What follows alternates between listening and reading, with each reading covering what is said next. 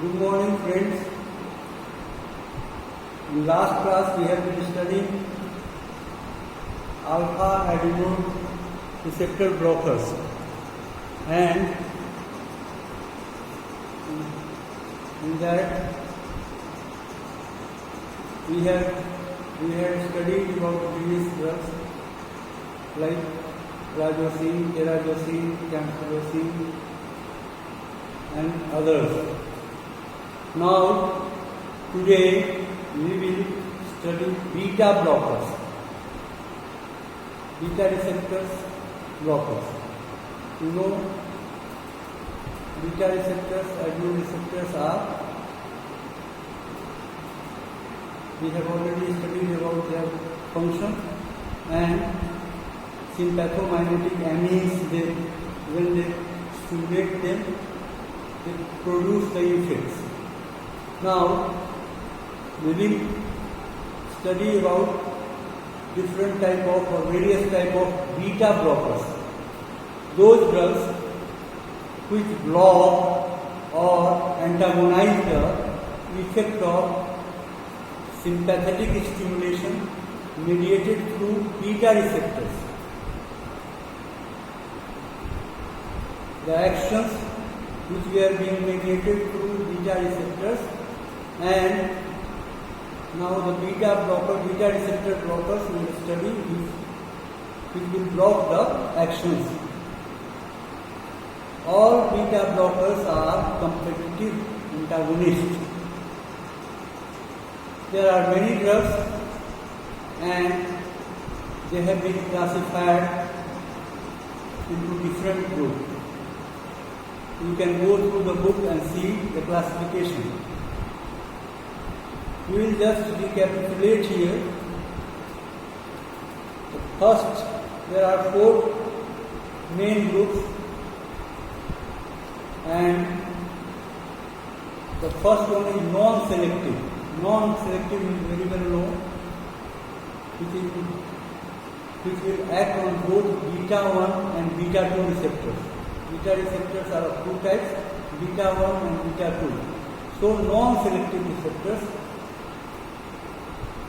and beta blockers which act on non-selective receptors. In this group, there are different type of drugs. The first one is pure non-selective beta 1 and beta 2 blocker. And in this comes sotalol, nadolol, timolol. Pure non-selective beta blocker, that is, it blocks both beta 1 and beta 2, and in this sotalol, nadolol and timolol. Another group is non-selective with membrane stabilizing effect, and in this group propranolol is a very significant drug, and this is non-selective, acts on both beta 1 and beta 2 receptor and blocks both of them. And in addition it has membrane stabilizing effect. The third group is non-selective with intrinsic sympathomagnetic action and membrane stabilizing action. Means it has an additional property that it has got some intrinsic sympathomagnetic action. Means it blocks beta 1 and beta 2, it is non-selective. Side by side, it has got some intrinsic sympathomagnetic action and membrane stabilizing action. And in this group, we have pinonolol, oxyprenolol, alprenolol. So these drugs, they are non-selective, they block beta 1, beta 2, as well as they have intrinsic sympathomagnetic action plus membrane stabilizing action. Then the fourth group here is non-selective with membrane stabilizing action. Means it acts on beta 1 and beta 2 both, has got membrane stabilizing action also, and in addition it has alpha blocking property, alpha receptor blocking property also. And this group we have already studied in last class.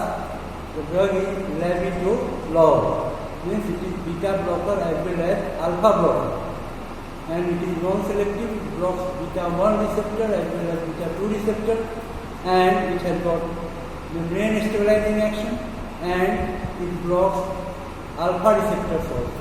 So labetalol is a drug we had already studied in the last class. Now we come to the other group, which is selective. So selective beta 1 blocker. Selective beta 1 blocker, and among this pure beta 1 blocker. And here pure beta 1 blocker is, the drugs are atenolol, esmolol, then beta 1 blocker with membrane stabilizing action, and in this we have metoprolol. All these drugs are very important and are used clinically. So you must learn about all these drugs. So pure beta blocker without membrane stabilizing activity is atenolol and esmolol, whereas beta 1 blocker with membrane stabilizing action, metoprolol. Then another drug, that is another group, that is beta 1 blocker with membrane stabilizing action as well as intrinsic sympathomimetic action, and here we have one drug, that is acetylol. Then beta 1 blocker with additional property of nitric oxide releasing action. It releases nitric oxide, and here there is one drug, that is nebivolol. So it is beta 1 blocker and it releases nitric oxide, which is advantageously used clinically. We will study it later. Then another group is beta 1 blocker with beta 2 agonist. It blocks the beta 1 receptor, but it is agonist to beta 2 receptor, and the drug is celiprolol.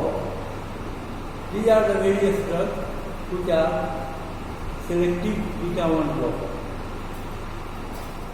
Then another group is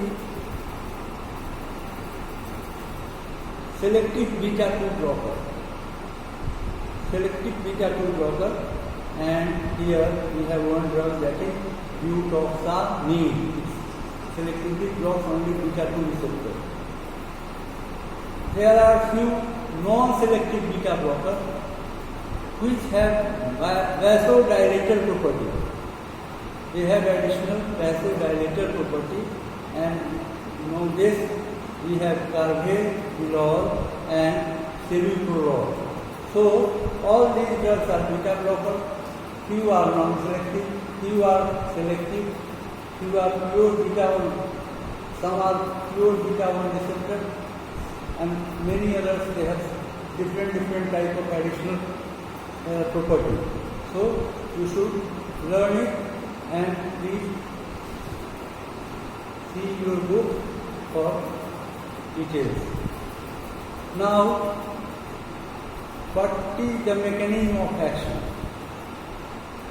As the name suggests, or we have already learned, that beta blockers competitively block the beta receptor mediated action of catecholamines. They competitively block the beta receptor mediated actions of catecholamines and other adrenergic agonists, means catecholamines and non-catecholamines also. Any adrenergic agonist. So they are competitive antagonists. They competitively block the beta receptor mediated action. Now we come to pharmacological action of beta blockers. What are the pharmacological actions that will be produced after we block the beta receptor? Propranolol is the prototype drug. Propranolol. It is very important and it is a must. It will be asked you many times and there are many needed, so you must learn it properly. Propranolol is a prototype drug which was introduced in 1963 and 64. So let us consider this drug, which is prototype drug of beta blocker. It is non-selective, means it blocks beta 1 and beta 2 both. And what are the pharmacological action of propranolol? You can very well deduct or deduce yourself. On CVS, cardiovascular system or heart, it decreases the heart rate, negative chronotropic effect. It decreases the force of myocardial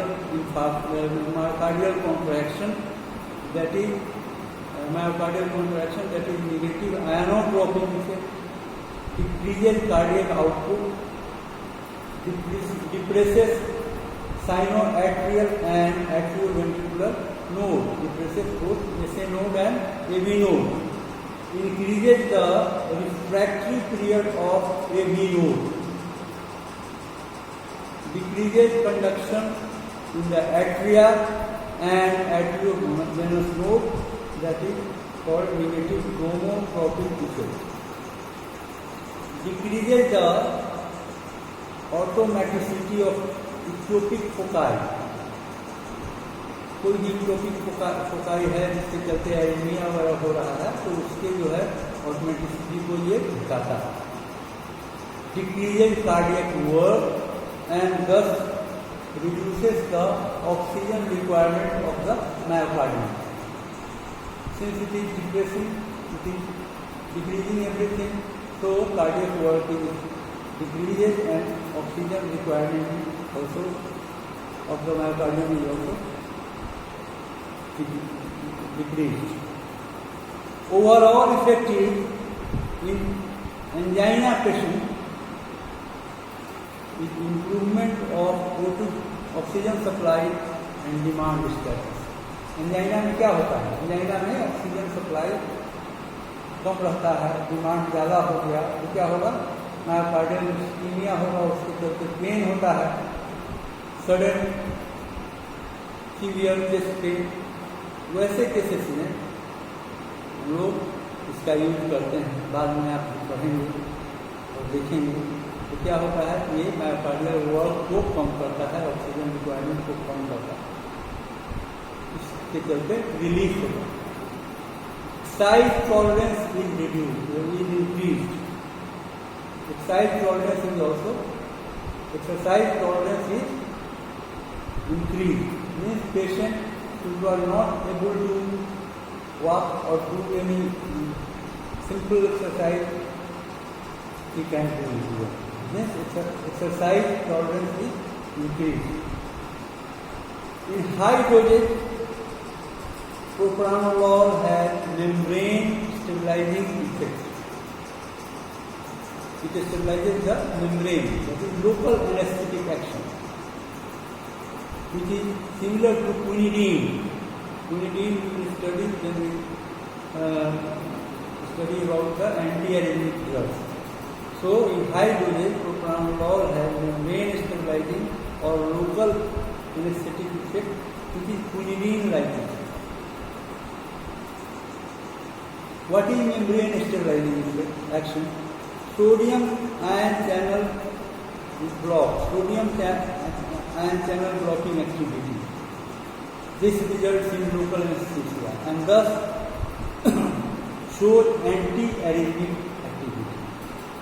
So till now we have learned that propranolol, its effect on the heart, it decreases all parameters, decreases oxygen requirement, helpful in angina. It has got some anti-arrhythmic action also, especially in high dose. Now we come to the blood vessels. On blood vessels, there will be blockade of beta 2 receptors. Since it is a non-selective, it blocks beta 1 and beta 2 both receptors. So blockade of beta 2 receptors of blood vessels initially may cause rise in total peripheral resistance due to unopposed alpha 1 action. beta 2 block हो गया, alpha 1 का action block नहीं है, unopposed alpha 1 action है। तो alpha 1 का क्या action है? वो जो है वैसोकंस्ट्रिक्शन, पेरिफेरल वैसोकंस्ट्रिक्शन करता है। तो blockage of beta 2 receptors of blood vessels initially may cause rise in total peripheral resistance due to unopposed alpha 1 action. However, continued administration of these drugs lead to fall in total peripheral resistance in patients with hypertension, but not in a normal tensive patient. लगातार देते रहने पर क्या होता है कि fall in total peripheral resistance होता है, specially in hypertensive patient, but not in normal tensive patient. With continued treatment, resistance vessels gradually adapt to prolonged reduced cardiac output, and so that total peripheral resistance is reduced and both systolic and diastolic blood pressure falls. So this is the mechanism by which the blood pressure is lowered. क्या हो रहा है? Continued treatment प्रोप्रानोल से देते हैं हम लोग, तो क्या होता है? जो रेसिस्टेंस वेसल्स है ग्रेजुअली अडेप्ट कर जाता है to prolong reduced cardiac output, so that total peripheral resistance and both systolic and diastolic pressure, blood pressure falls. And this is one factor by which this blood pressure is lowered. Lowering of blood pressure may be due to some other factors. कुछ और भी factor है, सिर्फ यही एक factor नहीं है कि रिड्यूस्ड कार्डियक आउटपुट का लगातार, जिसके चलते जो है रेसिस्टेंस वेसल्स जो है अडेप्ट कर गया, इसके चलते सिस्टोलिक और डायस्टोलिक दोनों जो है ब्लड प्रेशर फॉल कर गया। एक मैकेनिज्म तो ये है। दूसरा फैक्टर है decrease in release of noradrenaline due to blockage of beta receptor mediated release process of noradrenaline. And the third factor is decrease in renin uptake from kidney, beta 1 mediated renin uptake from kidney. So these are the factors which may lead to lowering of blood pressure. Now we come to respiratory system.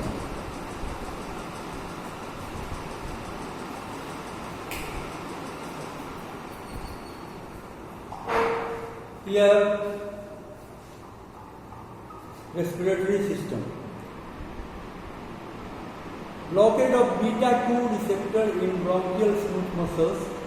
You know beta 2 receptors are situated in bronchial smooth muscles. So what will happen? Since it is beta 1 and beta 2 blocker both, so blockade of beta 2 receptor in bronchial smooth muscle may cause severe bronchospasm,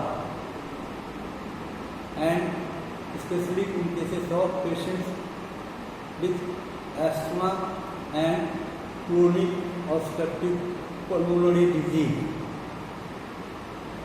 In treatment of asthma, we are using beta 2 stimulants. You must be remembering it. And here we have this propranolol blocks the beta 2 receptor situated in the bronchial smooth muscle. So what will happen? There will be bronchospasm, especially in cases of patients which are suffering from asthma and chronic obstructive pulmonary disease.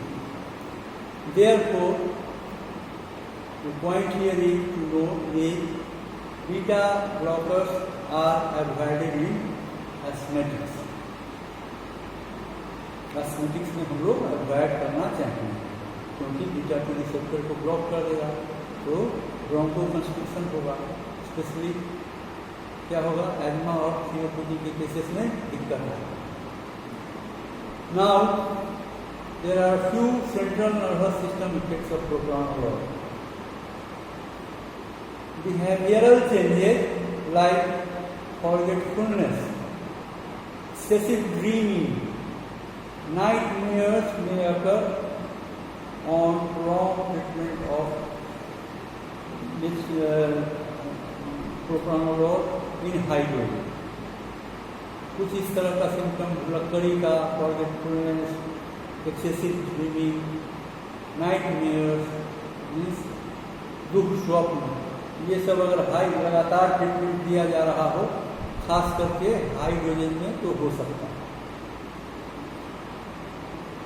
प्रोप्रानोलॉल reduces anxiety in stressful situation. Stressful situation में ये जो है anxiety को कम करता है। We will talk about this when we come to the usage. Now, it has got local anesthetic action. Propranolol has a potent local anesthetic action, but not used because of its irritant property. Local anaesthetic के तौर पे हम लोग इसका use नहीं करते हैं, although local anaesthetic action है, लेकिन हम लोग यूज इसलिए नहीं करते हैं कि कुछ इरिटेंट प्रॉपर्टी है। Now we come to metabolic effects. Beta blockers in general they inhibit glycogenolysis. They inhibit glycogenolysis मतलब ब्रेकडाउन ऑफ ग्लाइकोजन को इनहिबिट करता है and delay recovery from hypoglycaemia. Hypoglycaemia हो गया मतलब किसी कारण से, मान लो ब्लड शुगर लोअर हो गया, तो तुम्हारा या हमारा क्या पर्पस होना चाहिए कि भाई ग्लाइकोजन जो है उसका लाइसिस हो और पेशेंट को हाइपोग्लाइसीमिया से रिकवरी हो। लेकिन बीटा ब्लॉकर क्या करता है, ग्लाइकोजेनोलाइसिस को इनहिबिट कर देता है and they also mask the warning sign and symptoms of hypoglycemia. एक तरफ तो ग्लाइकोजेनोलाइसिस को इनहिबिट कर दिया, दूसरी तरफ क्या करता है कि जो वार्निंग साइन हाइपोग्लाइसीमिया का है, हाइपोग्लाइसीमिया होने में क्या क्या हो सकता है आप जानते हैं नहीं होंगे, जैसे कि टैकीकार्डिया है, धड़कन बढ़ जाता है,